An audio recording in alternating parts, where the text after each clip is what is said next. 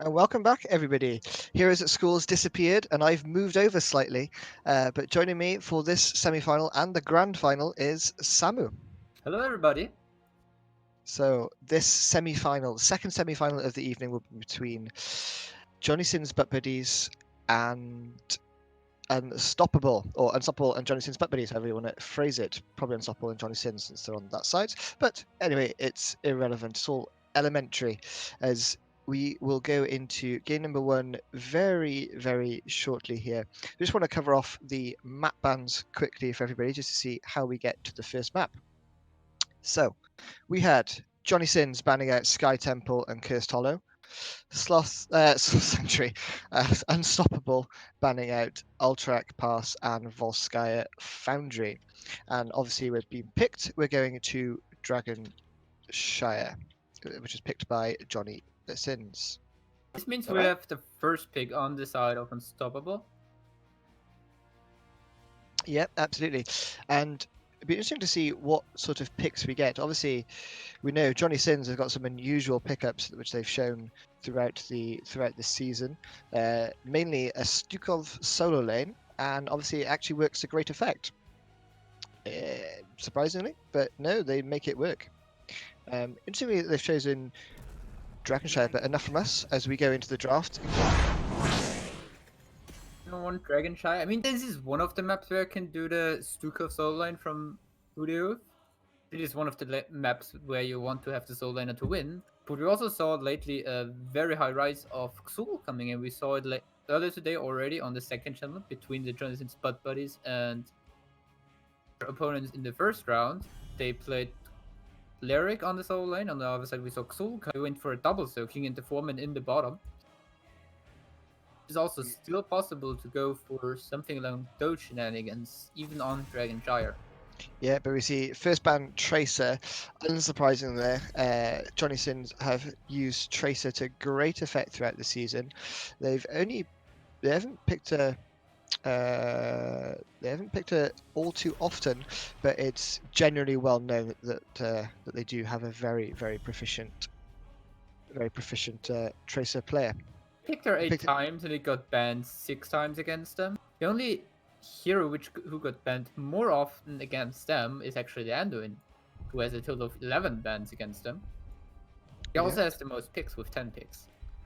Yeah, and the Stukov that we mentioned earlier, 9 pickups and banned out 4 times, and with almost a 90% win rate.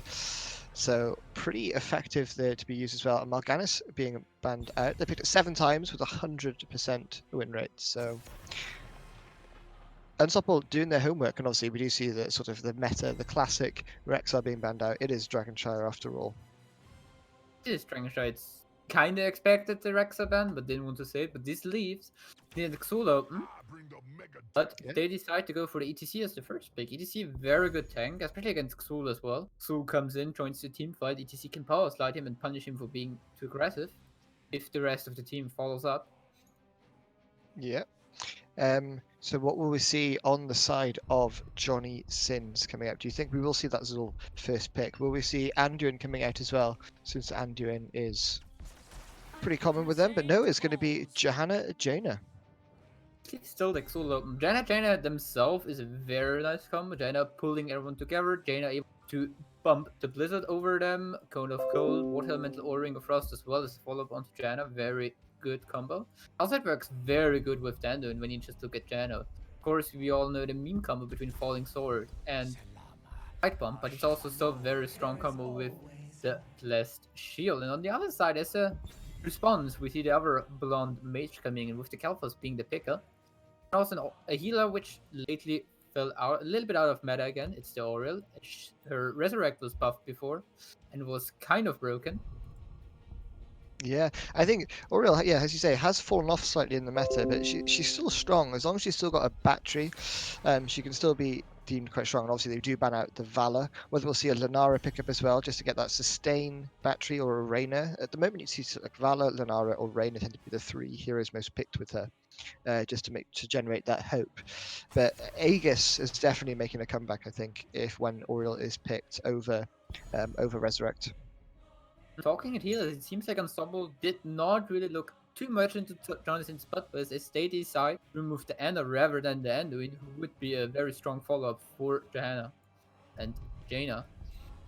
Yeah, and I don't think Johnny Sins have actually. I think they've only played Anna once. They do have a 100% win rate with it, but it's definitely the Anduin that they seem to play a lot more, and I think we'll probably see that picked up. And And we it's also going to be see Genji. we also see the Genji coming in from White Tiger here, as he played it already 2 times in the first series, and now we see a pick we usually see from Jonathan Spot, but White Tiger doesn't only play Genji, but he also plays Valera. She's now picked up by Unstoppable.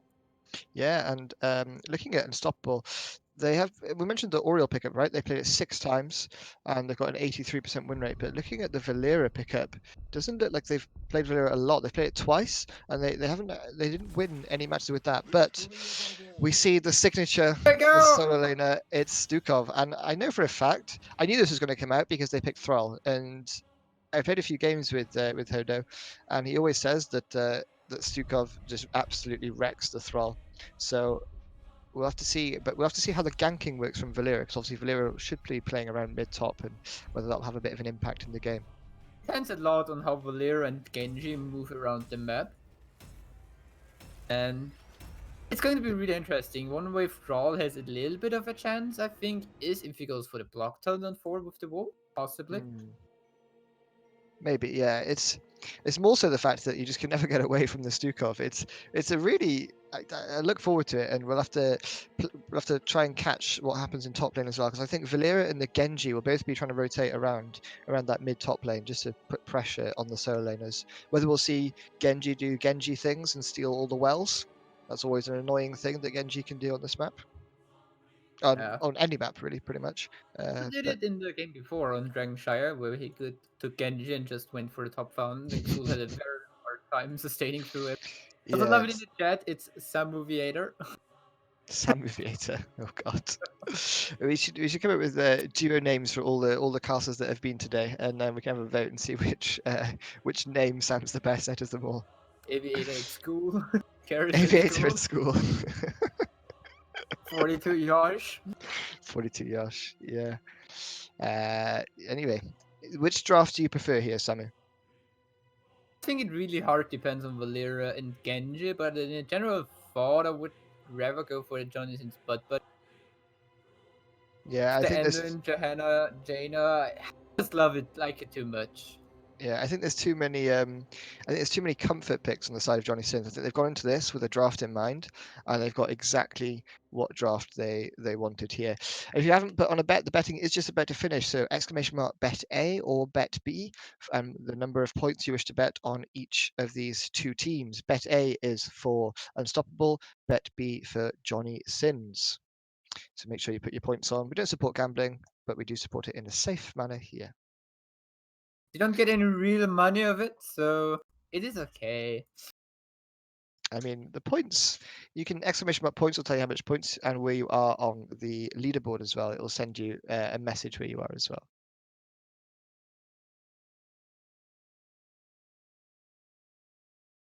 So, do you think which format the only thing that sort of they do have the Jaina, which I quite like for the camp clear and the wave clear, because obviously if you pick up a Genji, you're usually sacrificing wave clear for that extra sort of burst damage. But light bomb Genji, I did catch Johnny Sins's game 2 earlier, and the light bomb Genji seemed to work to great effect. You just put the light bomb on, Genji holds, waits for E's in, and then it's just everyone's stunned. Bless shield on top of it. Jaina damage comes down, and it's Thing just a wipe. think Unstoppable has to execute ETC Kalphas very good, with Valera also being around. ETC Pulse Light, Kalphas stun, Valera stun, for silence, both works. If you stack those up, I don't think you can kill Jaina, but Jaina or Andon are very big trouble, so Andon has to use his cooldown. ATC Kalphas Valera has a very low cooldown. The pull will not be up every time. Yeah, I think Would yeah, be it's it would be 40 harsh. Fort Yosh. Yeah, we'll have to see how that comp works around, because obviously they got an Oriole. So usually, if you have like a Malfurion with the setup with the roots as well for that additional CC after an ETC slide, or even a Taronda or something like that, then You know, it's always there. But this time they've got an Oriole whip. So unless they're, but you can use the whip as an engage as well, perhaps. So we'll have to see how they want to follow up with their composition. I think if you do it right next to a wall, or you can also follow up with the stun. Fury. But finally, after someone loading the game, we're finally in game number 1 between Unstoppable and in the left side for Unstoppable, we have ETC played by Ensifirum. Thrall, and we got a pause. Seems like one of the people disconnected on the blue side from the side of Unstoppable. Yeah, just waiting for someone to come back in. It looks like that's why we were quite late coming back in there.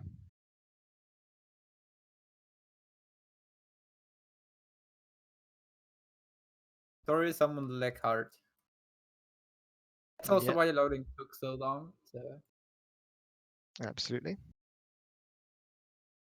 Hmm. It seems like they are ready to go. Good. Okay, we're going back Here I into the go game. again. So let's introduce the teams again. In blue, for the left side, we have ETC played by Ensifirum, Thrall by Yukora, Kelthas by Suspect, Valera by Cenatum 62155, and Oriole by Bibbo. And to the right side, we've got Johnny Sins butt buddies. We've got Galanda on Johanna, White Tiger on Genji, Genitalia on the Anduin, Raven, Spike on the Jane, and last but not least, the Captain Hoodoo playing his legendary Stukov.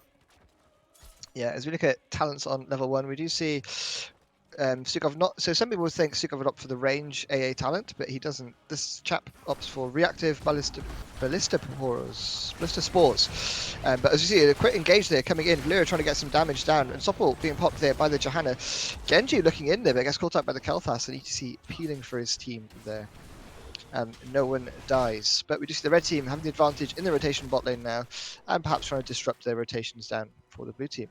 Quinta There we see already it. has Stukov against Thrall in top, and now Valera comes in. Genji is also around already. Go, there we see the reveal against Johanna from Genji. This, of course, with his shurikens, is a very easy way of revealing her stealthies. Yeah, absolutely. Genji's quite good at that, and obviously can check the bushes as well before they go in. Now, camps up. So we see easy camp immediately being started by the Jaina, and we do see a response. The blue team starting it as well.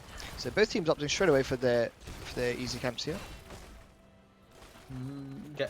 Valera again sitting in the rotation towards the top lane, making sure Genji is not going there or being able herself to be somewhere close. She's not looking at the Genji. Genji taking some damage.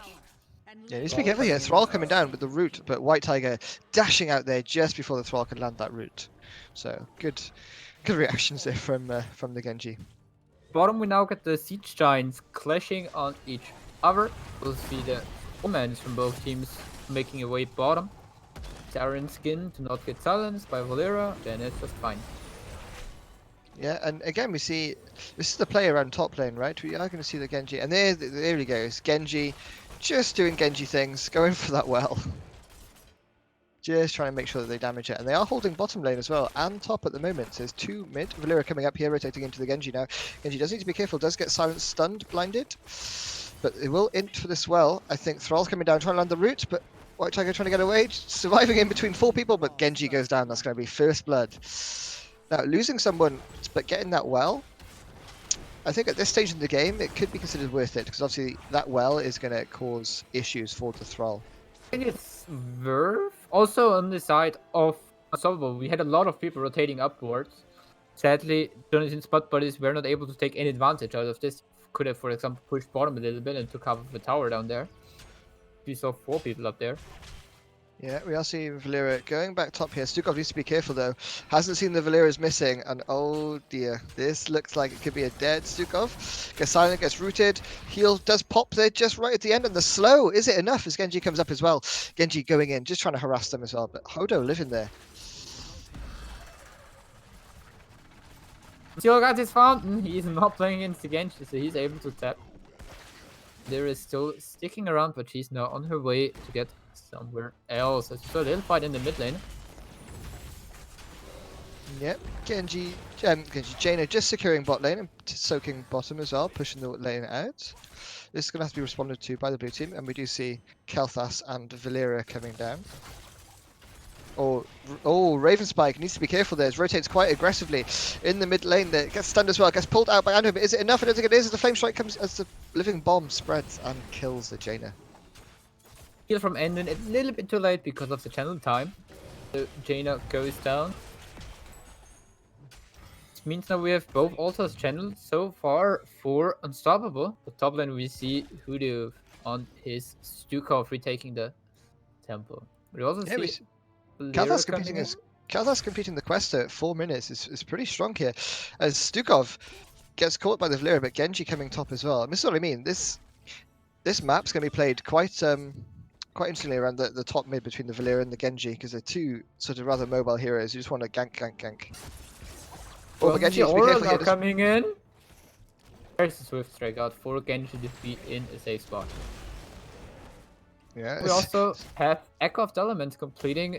Brockrock still miss 4 globes. Aurel only misses 2 stuns to finish her quest. Jaina's still in the need of 10 more globes for Fingers of Frost. so Ravenspike again being caught out in that rotation choke, so didn't learn from the first rotation, unfortunately getting punished again for it. So it does need to be careful. There's Genji being chased down actually by the Oriole, trying to look for the whip and the stun, but doesn't quite catch it here. So the blue team looking to invade the red team's easy camp here. Alpha's already on it together with ETC and now Genitalia on the end and rotating downwards, spotting it now. He something about it. We've got White Tiger now on the Genji looking to contest the point. Jaina coming in as well. It's a 3v2. Yeah, as we see Garlander coming in here on the Johanna as well. The camp is taken though by the ETC, just booping off White Tiger. White Tiger getting stunned here on his Genji. Stun coming out from ETC. The follow-up from Kel'Thas is there. Can they do anything more? Garlander spreading the bomb to Genji, but it looks like no one will fall, and the camp was secured by the blue team. Meanwhile, Well, top lane, Hodo securing top lane. It's very rare that Thrall ever wins that shrine at present, unless Valeera is coming up. And as I say that, Valeera is slowly rotating up. getting gang. There's the heal, and Hoodoo stays alive on the Stuk of Genji now here.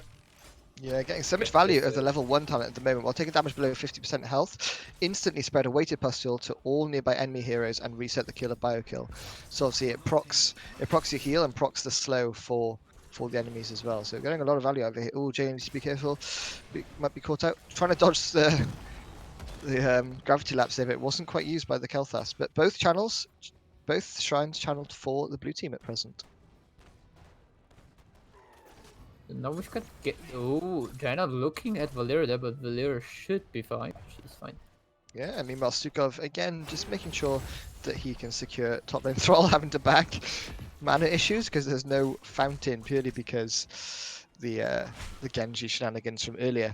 Also got level 10 coming in the meantime, and on the side of Unstoppable we see Mosh Pit, Earthquake, Phoenix, the Cloak of Shadows, and the Crystal Aegis. Yep, and Mosh Pit Going going to be for the coming mosh out pit? here. I don't have any interrupts actually because Johanna's in the Mosh Pit. Does have that Unstoppable able to use. Bless Shield is available as well if he needs to use it to disengage here. Bless Shield coming out, Light Bomb coming out as well. Stun goes back in, lands onto 3, but going back in may have cost him his life unfortunately, and he does fall. That's 4 kills to nothing so far for Unstoppable. Top lane though, Hodo just trying to get the kill onto Stukov, the kill onto Thrall, but doesn't quite manage it as Thrall lands the root there. But meanwhile, does secure the shrine for his team. So, but bot lane, this push coming in from the blue team, they do want to try and secure this, but with the Jaina wave clear on the wave, don't think they quite can yet. But they did take the well bottom. Found is down. We've got now Valeera in the top lane, so the blue team is able to channel top temple. They also channel the bot temple, and now we see it done onto Genji. Genji dropping low. Has to get out there. There's the deflag. There's a wall stun, and the bomb is enough to finish off the Genji here. Yeah, Genji not quite respecting the CC chain of Unstoppable there. Meantime, we've got Stukov in the top lane, and Jaina in the bottom. In the bottom at least neutralizing it, and now got Aurel coming top for the gank.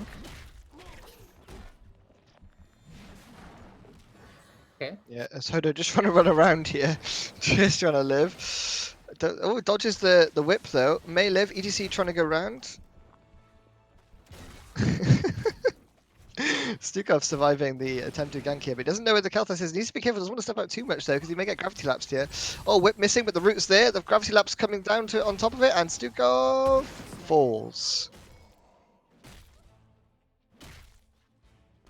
As every member that's been killed now on the side of Johnny Sins, apart from the Anduin player. Meantime, we saw the Bruiser camp being taken by Johnny Sin's butt buddies. Literally guarding the bottom. He's got a 4-3 in favor of Johnny Sin's butt buddies right now. They're coming in, getting the stun on Genji. Genji dropping some damage, but he is fine. 30 now in for both teams.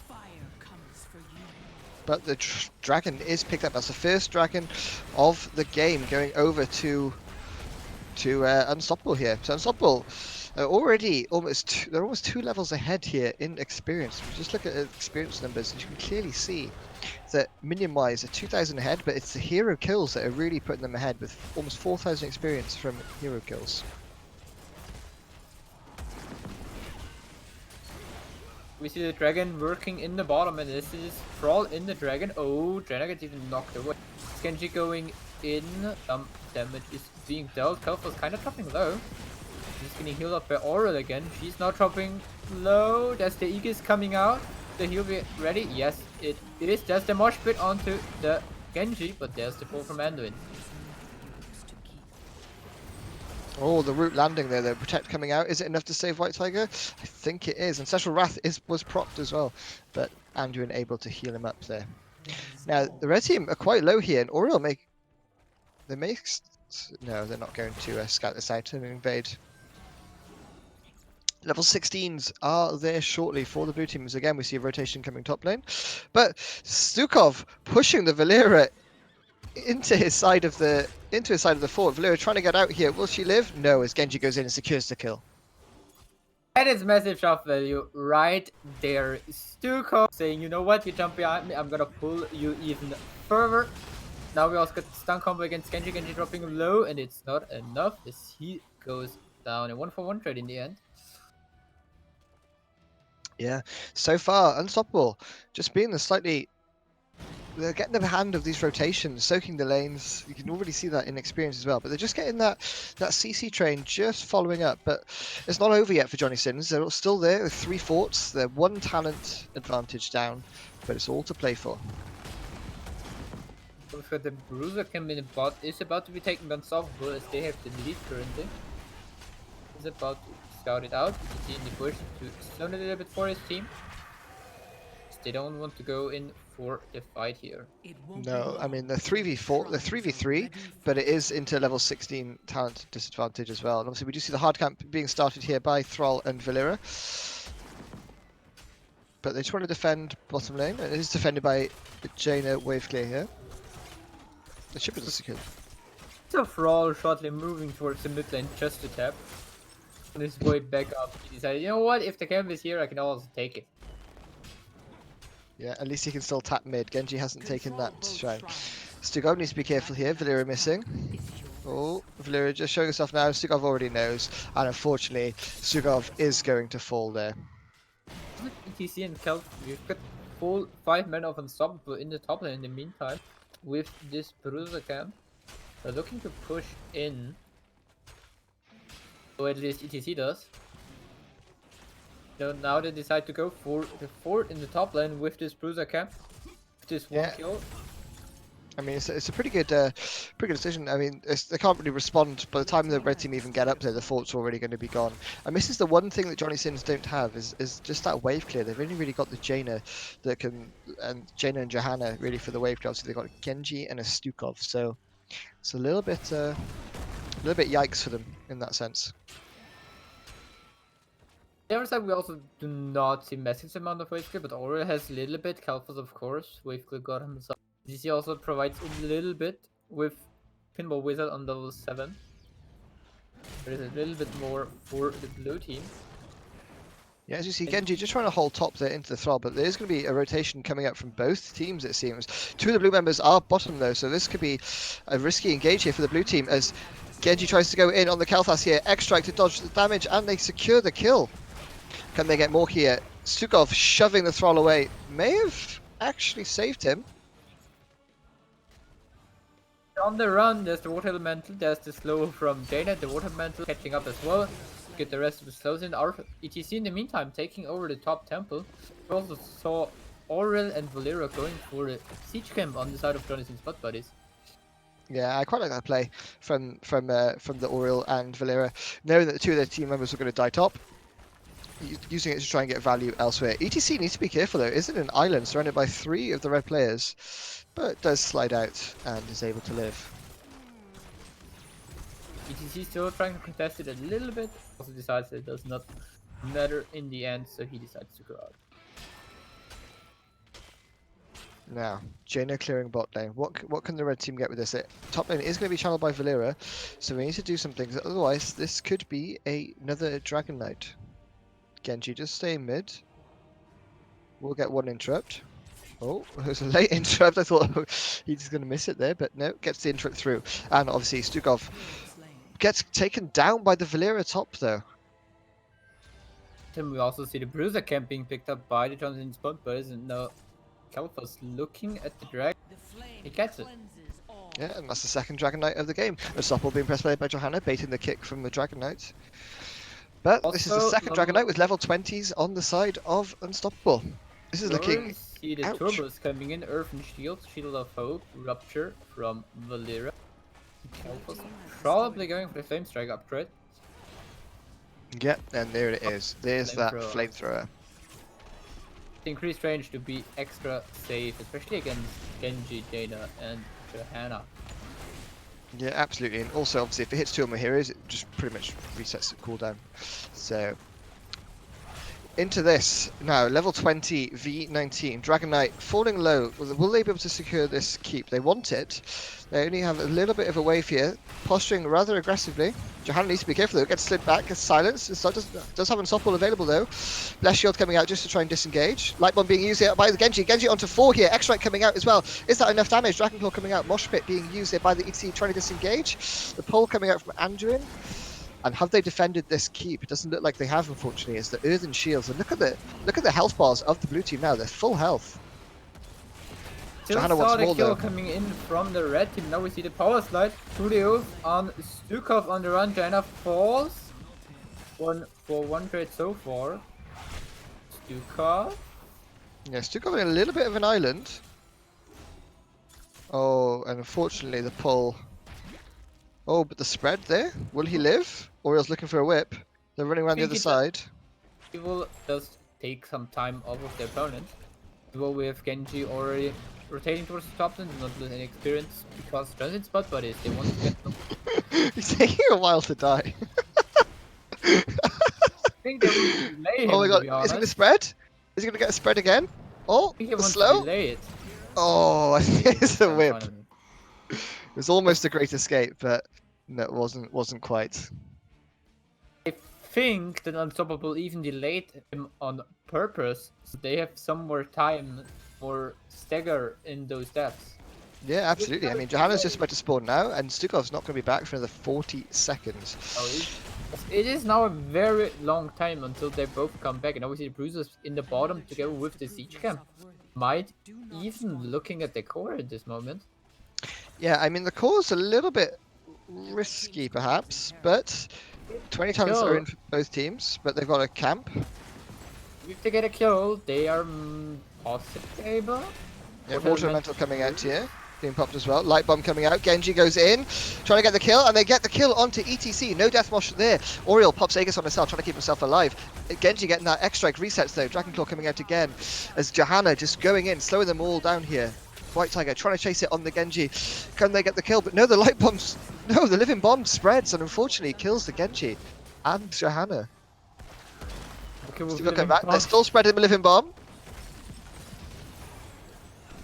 Was this coming in, looking at Anduin getting stunned. It's a 4v3 in favor of Unstoppable. I don't think they can.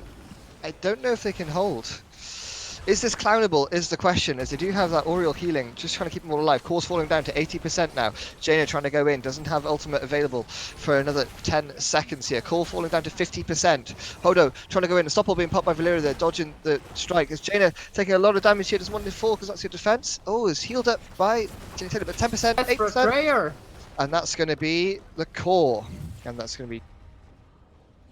It is GG as the first game goes over towards Unstoppable.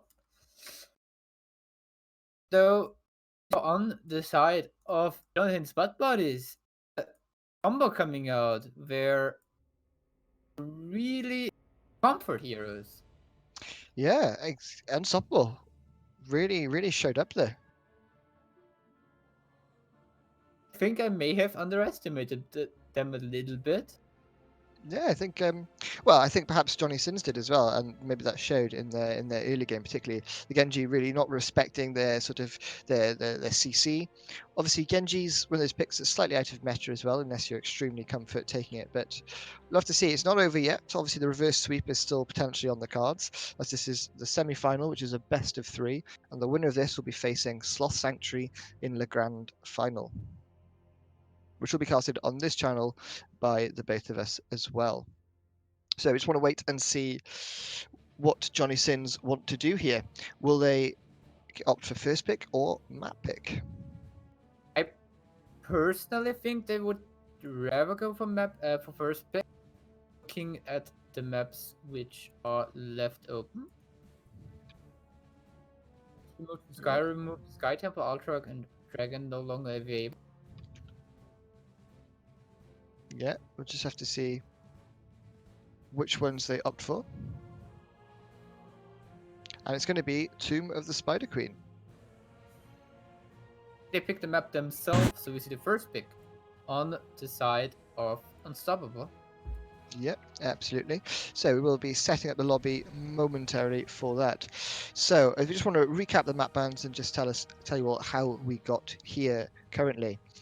So we saw Johnny Sins banning out Sky Temple, Cursed Hollow, Unstoppable banning out Alterac Pass and Volskaya, and obviously Johnny Sins took us to Dragonshire game number 1, and game number 2 we're being taken to Tomb of the Spider Queen. What do you think Johnny Sins needs to do differently, Samu, compared to game 1?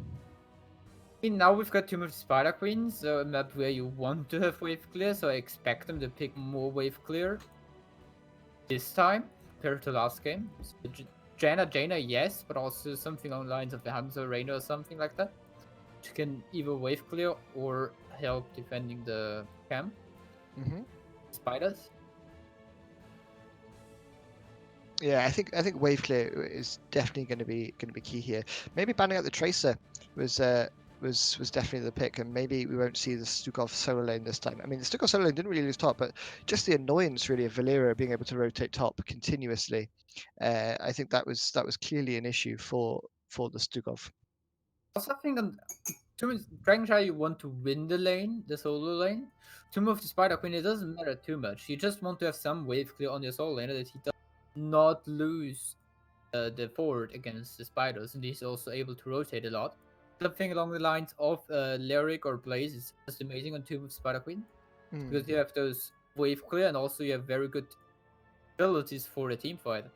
For example, the Blaze engaging or the bunker or combustion just helps a lot in team fight, or the Lyric with his Tomb is just amazing in team fights. Yeah, absolutely. So will we see Leoric coming out as well? Obviously, earlier today we did see some Rhaegar Bloodlust games coming out, so will we see something like that? Obviously, the Stick of Solo was a bit unusual, but unfortunately didn't quite get the value necessary or wanted to get. Yeah, he did not. He got the value on the solo lane, but the opponents just countered it with the Valyria pick. Valyria did a great job looking at the top lane and being there half of the game. Yeah, absolutely. I think as you said, just the Valyria counter pick was pretty good there. And it was last pick as well, wasn't it? So they did pick Stukov into that, knowing that he was going to be facing the potential Valera. So Yeah, we'll have to see they did. how. I'll have to ask him afterwards, or find out from Sib at some point what his thoughts were if he does win the game. Now, obviously, it's not over yet for Johnny Sins. This is the 1-0 down against Unstoppable in game number 1, which was Dragonshire. We'll have to see how game number 2 goes.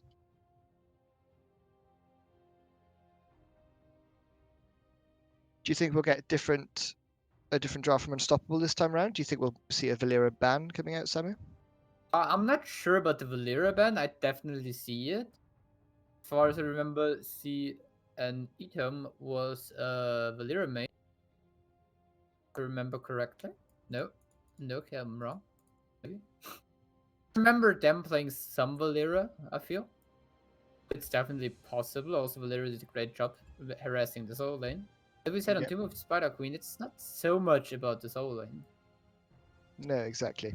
It's more so about the rotations and the foreman and things like that. Solo lane does matter, obviously, especially if you manage to get a gank on your solo laner sort of before they've managed to turn in on that first payment, and obviously usually they're the one holding sort of quite a lot of gems by that point, so it can be quite impactful. But Johnny Sins, they do pick unusual things, as we said. We saw the Genji light bomb. Whether we'll see an Anduin ban coming out, because the Anduin definitely felt impactful in the fights, particularly, and in the general really game. I think they ended a great job, especially with the light bomb on Genji. We saw some very nice team fights coming up. I think at some point they overstepped it a little bit, and this made them lose the fights. They overdid it a little bit. For example, the one in the bottom where they lost the keep. They just got the kill with Genji early on against ETC, then lost the keep. Then we're all kind of dropped low, but on the other side of Unstoppable, we saw everyone still with full health bar. Yeah, I think they have to be a little bit more patient there. I think the Oriole healing was quite impactful, really. It definitely seemed to have had an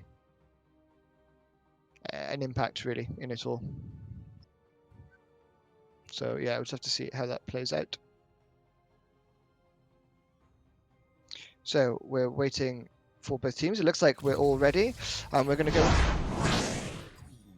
on Tomb of the Spider Queen between Unstoppable and Johnny Sins. Johnny Sins looking to take us to a deciding map if they win this.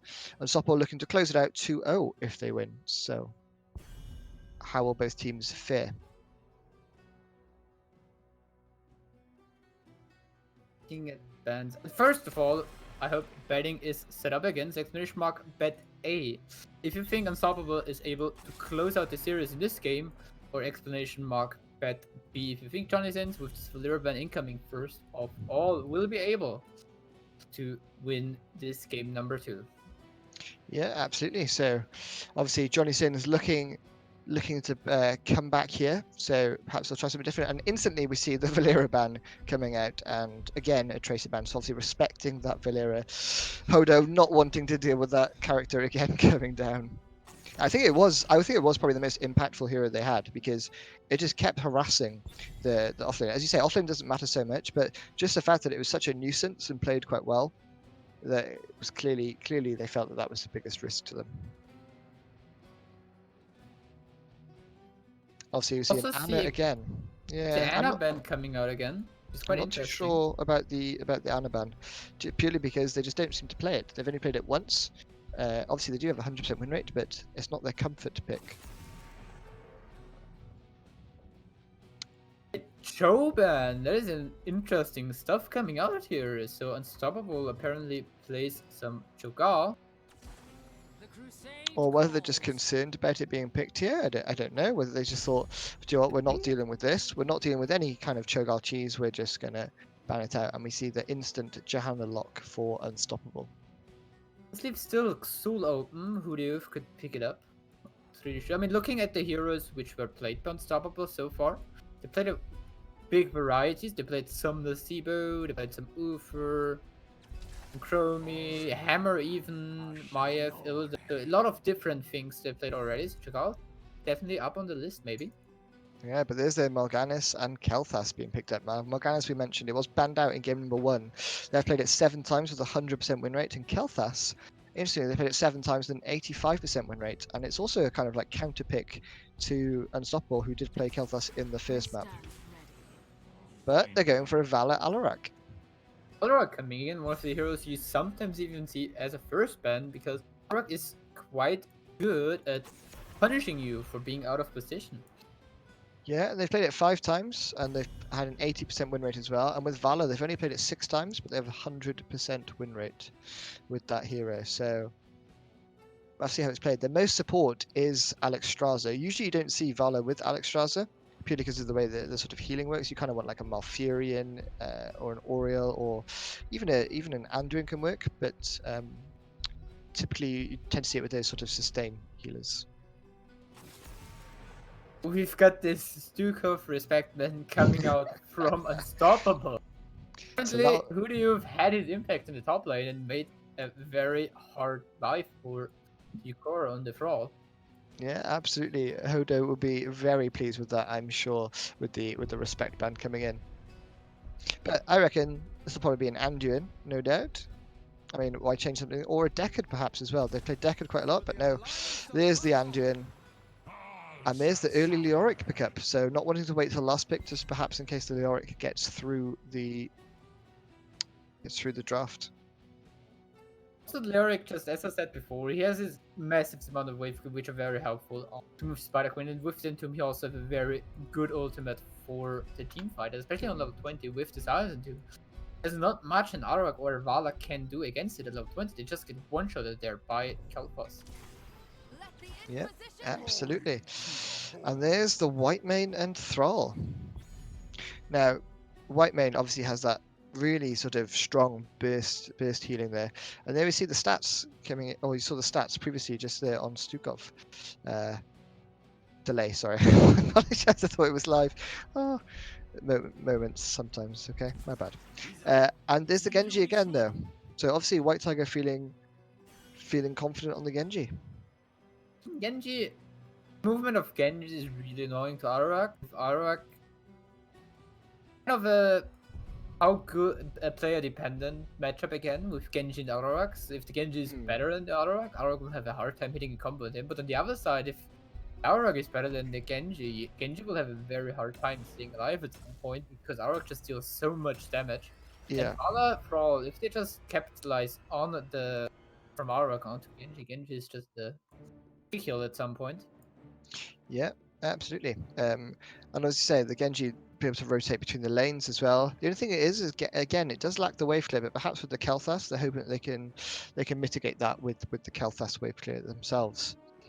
But the Light Bomb Genji was definitely impactful in game 1. That's the when they did execute it, they did secure the kills. They just overchased, and obviously the Kel'Thas then was able to wreak havoc with that living bomb. Yes, he was able to do so. This time we see the Whitemane as the healer. It is a very kind of uncommon pick for the side of Unstoppable. Whitemane as the healer is just providing amazing amounts of heals.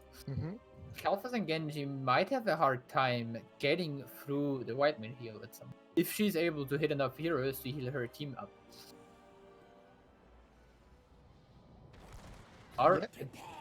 But we've got a game as we jump into game number 2 here. In the left side for Unstoppable, hoping to close this out and make it a 2-0 quick victory for them. To join Sloth Sanctuary in the grand finals, we have Vala, played by Cinetum, Johanna by Enisferum, Whitemane by Bibbo, Thrall by Yukora, and Alarak by Suspect. And on the right side, we've got Johnny Sins, but Bud is trying to come back into this game. We've got Hoodoo on Lyric, Raven Spike on a Kel'Thas, White Tiger playing the Genji, Galanda on Morganis, and last but not least, it's Jenny Talia on the Anduin again. Interesting thing immediately coming out is that we have Monster Hunter on the side of Vala. Yeah, Q build. I don't get the whole Q build on this map. I really don't. Hot Pursuit is on maps where you can freely auto attack things to maintain it. It's so strong, and on this map, it's probably one of the best ones that you have for it besides Infernal Shrine. So Yeah, it's questionable to say the least, really, to go Monster Hunter rather than Hot Pursuit. But anyway, perhaps they'll make it work for them. And we do see Osane renewal for Leoric. Now, there was some discussion in one of the matches earlier about the benefits of Osane renewal v Fealty into Death on this map in particular. So we'll have to see how it goes with Alarak just wreaking havoc there, and Jenny Taylor having to pull the Morganis out to safety. They can't see the game. I'm sorry. I'm already trying to fix this. Here we go. We're back live.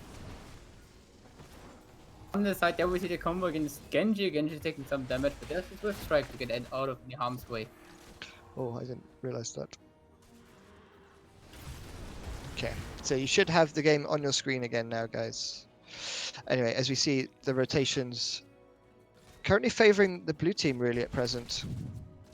They're not really doing a 4-man there, they're leaving sort of like Valor mid and then they're clearing top, and it's confusing the red team slightly, I think.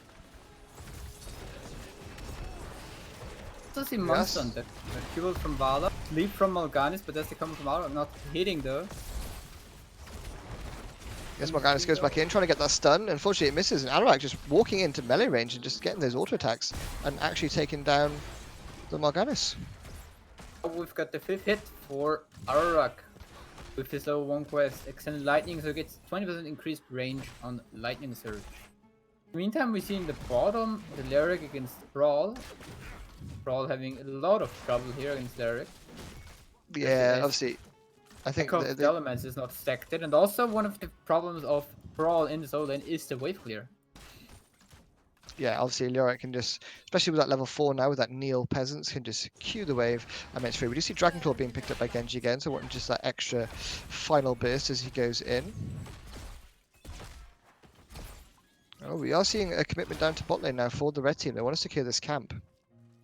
It has been scouted out. Vala did just know that they were there. So, and Kel'Thas is a little bit late to the party. They're still stuck in mid lane. So, yeah, the red team sensibly just retreating there. White. From the side of Ararak, we see on the one the Extended Lightning level 4, they show 4 stacks coming in. Looking into a little bit more burst damage. You see, Morganis needs to be a little bit careful there. He does get the sleep onto Alarak, but obviously Johanna pops her Iron Skin and she's able to walk away.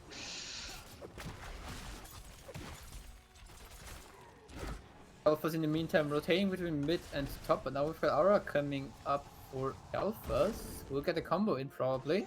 Oh, nice, but the gravity lapse there might be enough to save him. Is it enough though? Johanna gets the slowdown, Alarak gets the combo landed. Oh, 60 health there.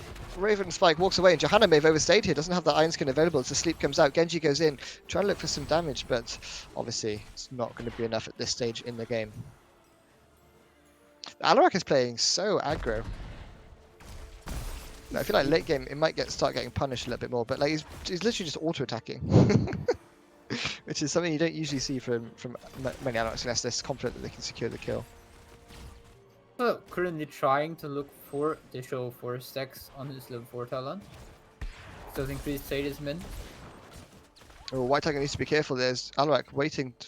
The good thing of what this Alarak player is doing is waiting for Genji to use all of his defensive abilities and then try and use the combo on him just to make sure that he lands that silence. Did you see a hard camp being picked up here for the red team? Ala keeping on going with the Q build, so looking to defend the spiders fast, but by bursting on the spiders. Two Red Weavers under coming in, but we also saw from the red team the Bruiser Camp being picked up, so they will be able to defend the mid-Red Weaver with this Bruiser Camp. Root coming out, but there's also the nice sleep against Alarak, not able to silence because of the pull on Mal'Ganis. Yeah, absolutely. And then we see the Echo elements being competed there by the Thrall. So Thrall starting to get a little bit more poke into that Leoric. Oh, Leoric being rooted there might actually eat the damage. No, he's able to walk away and has tap available. So commitment mid, top being cleared by the red team. And now they need to defend the mid lane. The mid's going to get a lot of value here. And obviously trying to engage into the Alarak Johanna. It's a little bit difficult here. There's 20 gems here on the Mal'Ganis. Cleanse coming out already onto the Vala. Oh, the pull coming back in and the silence and the damage there. And that's 20 gems on the deck, but White Tiger goes in just to make sure he can pick them up. As sadism wise, Alarac's only on 92 sadism, but already there you can see the burst damage that he was able to apply to the Mal'Ganis. I see Brawl now starting to bully out the Lyric in the lane as Lyric has to port back after the web wave. Brawl is slowly starting to work on the bottom fort. Now we've got White Mane Vala also joining here. Who is Johanna and Arak. So 5 men 4 Unstoppable in the bottom right now. While Yeah. Genji paying his 43 gems, it's not enough, but 7 gems only missing for a complete turn-in for the side of Jonathan's Spot Buddies. I kinda don't want to pay yet because of Unstoppable is half a level away from level 10 while they still need a full level and they kinda want to wait for themselves to get level 10 till they pay. Yeah, absolutely. Level 10 just going to be there shortly for the blue team. But the issue is, what you don't want to do as well is they're only 10 gems away from being paid, and they're going to have their hard camp pushing mid as well. So what you don't want to do is give them the payment again with level 10, with the hard camp pushing. That's going to be a little bit difficult and could potentially snowball the game for Unstoppable. Talking about level 10, we've got it now in for Unstoppable as they picked up Rain of Vengeance, Blessed Shield, Earthquake, Counter Strike. Whiteman not sure yet if she wants to go for the Scarlet Aegis or the other one. The other one. Push the engage onto play onto Morgana is there, but the pull from Andon is here to keep him safe. Yeah, that's Blessed Shield already out, and that's going to be 50-second cooldown. But again, Pain's going to be just there for the blue team as they start securing it with that white main. Vala and Thrall paying bot. Divine Reckoning. Divine Reckoning. Did you Google that? Look at that. Anyway, second pain of the game going over to Unstoppable. Level 10s are there for the side of the red team though, and we do have, there's going to be Dragon Strike coming back from Genji. It's going to be Carrion Swarm from Morgana, slight bomb from Andrew, but Morgana's taking a lot of damage here, may have to use Carrion Swarm here, and does pop it as White Tiger goes in there with the light bomb on top of it. Dragon Strike being popped here, but White Mane healing, is it going to be enough? And that's one kill down on the Valor here. Alarak falls as well, as White Tiger keeps slashing away with that Dragon Blade. Now they don't want to overchase too much as they do need to defend the lanes, and yet Kalthas rotates down and says, I'm out, I'm clearing the lane already. But there we are, we see. Those 40 armor from Scarlet Aegis kept Val and Alrak so long alive. They were nearly able to get a kill in the team fight. Yeah, absolutely. But the Genji and Kalthas just ripping away at the two heroes there. Johnny Sins not out of this game yet and not out of this match as they get their first 2 kills on the board. Now, they do have a lot of gems as well, Samu. They've got 78 and they've already secured 43, so they could go for a double pay-in pretty much here. Yeah. They're looking in the mid lane. Genji currently on Alarak. Not really able to do too much damage there alone. Yeah. They do want to start... Double turn in for the side of Unstoppable also pushed up the waves a lot. Jonathan's Spot Buddies usually want to defend the waves a little bit, push them out a little bit. They don't have such a far way to walk. As we all know, bomb walking is not good. And we see the Entomb coming out, light bomb on Genji, they engage, Morgana is the first one to follow. Scarlet Aegis coming out, Unstoppable looking good so far. White Tiger on the run with this Genji, he's the second one to die here, and the Scarlet Aegis is just amazing for Unstoppable in this game. Yeah, that was the issue there. The Scarlet Aegis keeping them all alive. It looks like they're falling so low, and White Mane presses R, and immediately they're all healed up. That burst healing of White Mane really coming into fruition here. I think it's difficult for the red team to even sort of look to engage without all their ultimates available. And you can see that happening there. Carrion Storm wasn't quite there, and Morgana just gets completely countered and then 100-0. So, yeah, the red team needs to be a little bit more respectful of the damage, I think, coming out from Unstoppable. And with this, we've got level 13 very close to level 14 for Unstoppable already. While Jonathan still need half a level to get level 13. Yeah, so you see some damage coming out of Johanna. Does have her iron skin available, so should be fine. And we see Vala taking bot lane. Obviously 8 stacks on that Monster Hunter build at present. Look at damage numbers, and we see Alarak topping it with 23. And Thrall then second, obviously with 19. Vala only at 13 at present. Obviously that Monster Hunter build, not quite sort of the same damage output as the multi-shot build would provide. On the other side, for the bot buzz, we see currently the top with Genji with 16,000. The second is Kalthas with 13,000. Fourth and fifth tight between, but wait, we've got an engage here onto Morgana. He drops low. There's a light bomb. Karen's swarm could be used. There he comes out. The earthquake coming in as well. A lot of people dropping very low, and there is Aura with his combo to finish off Morganis. That's one kill again in favor of Unstoppable. Yeah, the Morgana's just getting absolutely shredded here by the side of the blue team. Every time Morganis sort of steps up, you know, you saw him held on to his ultimate for so long there, but still just gets deleted. Like, he pops his ultimate, gets sort of back to half health, if not just a little bit over, but still just gets absolutely shredded. Got Lyric with turn-in. We've got turn-in coming in for Jonathan's butt buddies, but on the other side we see Unstoppable on the top lane, taking the boss. Will help defending the top web weaver and may even make sure to get the top 4. Yeah, absolutely. The red team got the pay-in, but the blue team are still the ones being aggro here, as this fort is pretty much gone. Bottom web weaver does nearly nothing for the butt buddies to push that really far there. Favor from someone in the mid web weaver wave. Oh, the Alarak Unstoppable damage there from Counter-Strike though, and the Scarlet Aegis again, look at that look at that health point. 40 armor just keeping him alive for so long, but he does eventually fall here. Can Genji do some more? Genji escapes with 200 health, but Morganis falls, and meanwhile Kel'Thas fell in the backline as well. No. Holding back. Or is he? He's looking at white main. White main is kind of healthy enough to not die. The boss is still pushing in. Meanwhile, we've got mid lane, the web weaver taking out the front wall and now looking at the fort.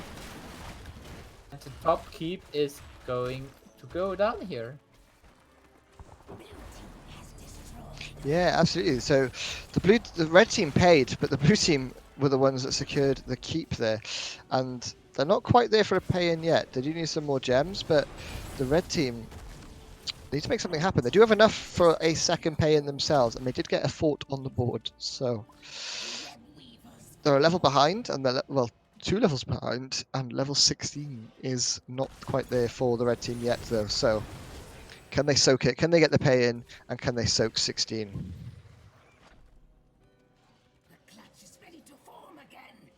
See another turn in from the side of the butt buddies as the waves are pushed out now a little bit more in their favor. But also Unstoppable now looking at the bruiser camp in the mid lane. This will help defending the mid web weaver. Yeah, the issue is, as I said, there's no 16 yet on the sides. The red team just have to play a little bit cautiously, really, because the blue team may just want to run at them again. And that's what's been happening every fight so far. That the blue team just runs at them, and unfortunately, they all get caught out. They have got all their ultimates available though on both sides. Level 16, almost there. I really want to wait a little bit for this level 16 coming in. Yeah, it'll be enough after this camp, so I reckon clear this, and obviously top lane hasn't been defended quite yet, so they can go top, push with it, or perhaps look to intercept them coming up into the mid lane. Like a good idea is the blue team just defended the bottom web weaver. Now with level 16 on both teams, we seem to go for the top lane. Gun is already waiting here in the rotation. Aurak is coming in as well. Yeah, rooted by Morganis. Gun is going deep, going for the slow, but there's silence on him. Light bomb coming in. Stun counter strike coming in as well, but the first to fall in this team fight.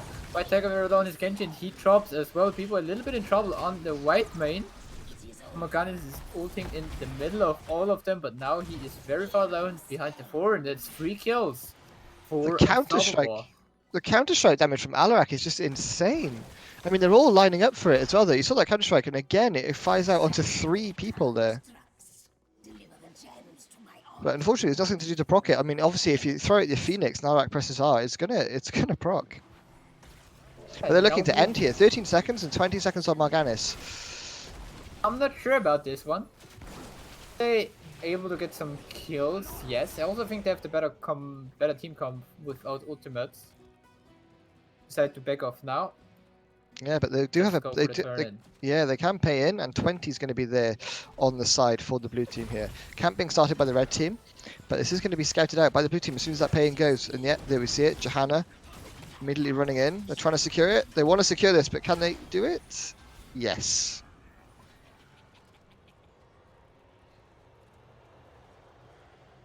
Weaver's now coming in for the blue team, and then the top one is very close to the core.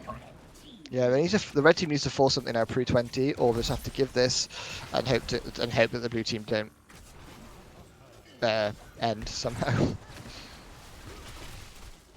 Top lane is being ignored by the blue team, and we are going to see the fight. Level 20 is there now on the side of the blue team.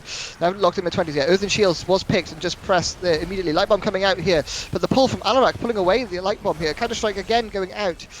Is it enough though? Red team still looks fairly healthy, but Thrall going in trying to chase it. Hodo falling quite low here on Leoric and falls. Genji meanwhile trying to slash away in the backline, but Kel'Thas falls as well, and that Alarak just wreaking havoc. Hitman still has the Scarlet Eagles up here. For a case of someone dropping low. In the meantime, we have the top web weaver to go with 3 catapults hitting the core in the bottom. Also, the web weaver now coming in to go with 2 catapults. Look at the core already to 20% damage. For the blue team looks like they want to end here. Morgana's also fell, and now Genji is a lot in trouble. He goes down, it's representing the core, and he is going to fall here. Yeah, and that's going to be GG going over to Unstoppable. So the second team through to the grand final is Unstoppable, taking this in this quite decisive fashion, really, 2-0. So the grand final will be Sloth Sanctuary against Unstoppable. Unstoppable really looked unstoppable in this game.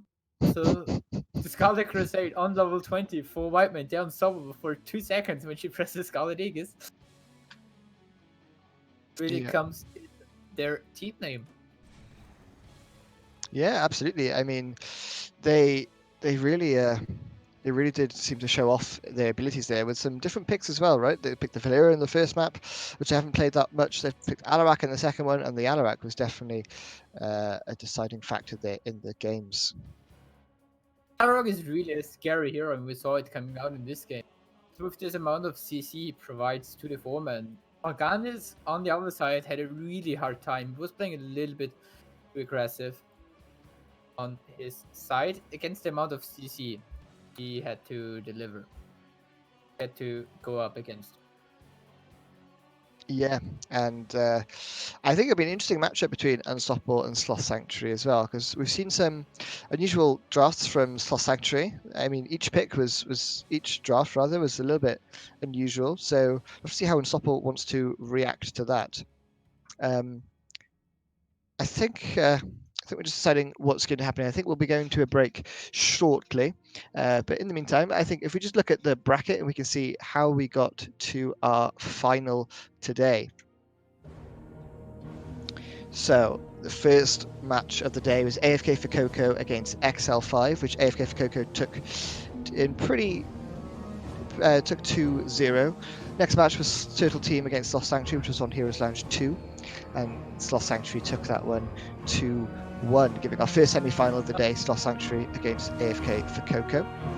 In the game between Turtle Team and Sloth Sanctuary, it was the Turtle Team winning map number 1, but then Sloth Sanctuary pulling it back on map number 2. It was Cursed Hollow. They went for the Juice Pirates with Tira L. Morales. Oh no. Oh, not a Juice Pirates. They went full into the Juice Pirates in game 3 was from the Spider Queen. They came in with a Bloodlust combo with Sonya Xul double front. Oh, yeah. Yeah. Okay, and then anyway, we saw Diablo Immortal going up against Unstoppable, and Unstoppable, being the unstoppable force that they were, won 2-0. And Mustaches against Johnny Sins Butt Buddies, who we just casted there. Obviously, Mustaches lost 2-0 to Johnny Sins. So the second semi-final of the day was Unstoppable with Johnny Sins, which you just witnessed, putting Unstoppables through. And obviously, the first semi-final was Sloth Sanctuary against AFK for Coco, which they used Rhaegar Bloodlust twice to great effect, and took the series 2-0. So the grand final will be Sloth Sanctuary against Unstoppable. What's your thoughts on that final then, Samuel? I'm not sure. I think Sloth Sanctuary are having some weird comms. I think this really gives them the edge in some games, or gave them the edge in some games so far. Having those double support combos and stuff. I think they really work out with them. So I think their goal is to outdraft Unstoppable this in the finals.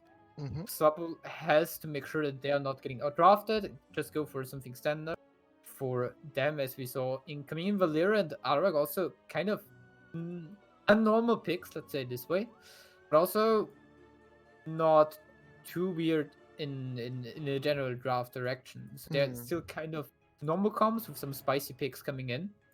Yeah, I think if Slossank watched this map or watched this series, and I think I'd be surprised if I saw the Alarak let through. I think the Alarak was really impactful, but it might have been just because of the white main healing as well. So it's difficult to judge because the white main did so much work in those team fights, completely shutting down the Genji damage essentially. So not quite sure how it will work.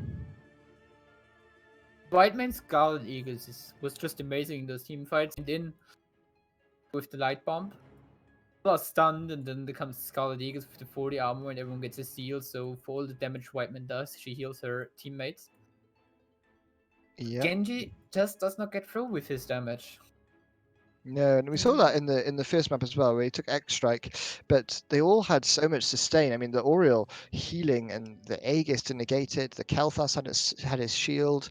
The ETC is not exactly the most squishy, so it was difficult for them to find a kill in the first one unless they landed a big sort of AoE combo. And then after level 20, you instantly saw it with that Shields of Hope from Oriole coming out, saving them. So it's just a little bit tricky. But while we're talking, just for everybody new tuning in or old tuning in, remember that signups are open now for our season 12, I believe. Is it season 12 already of Heroes Lounge? Yes, it's season 12. So yeah, it's a season 12. So signups are still open. Exclamation mark sign up in the Twitch chat will take you to the website. Exclamation mark Discord will take you to the Discord, and you can see what a wonderful community Lounge really is. It's Heroes of the Storm, meant to be played as it should. And obviously, we still have more cups to come as well, not just today. We've got one more match today on this channel, and then we have the Legendary Cup next Saturday, and then the Mythic Championship next Sunday. That's divisions 2 and 3 fighting it out in the Legendary, and Division 1 fighting out in a double elimination system on the Sunday in the Mythic Championship.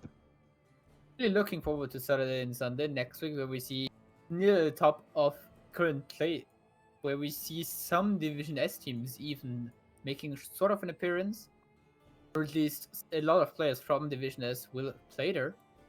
Yeah, there's definitely a lot of Div S players sort of scattered around in a few of the Division 1 teams, which makes it pretty interesting to watch in that. So make sure you don't miss up those next weekend. It's not the only thing we have, as we have currently the off-meta map tournament also running, which will be the playoffs on the 5th of April. We also have another day full of casting coming in. Yep. Absolutely. So plenty more to come for you. Obviously, we're all during this self-isolation period, or a lot of countries are all on lockdown. So there'll be plenty of Heroes of the Storm viewership for you guys to tune into, as long as all our internet streams can handle it at present. So we're just waiting to see what's going to happen. We will be casting the grand final as soon as we know what's happening. I'm sure all of you lovely people will find out as well.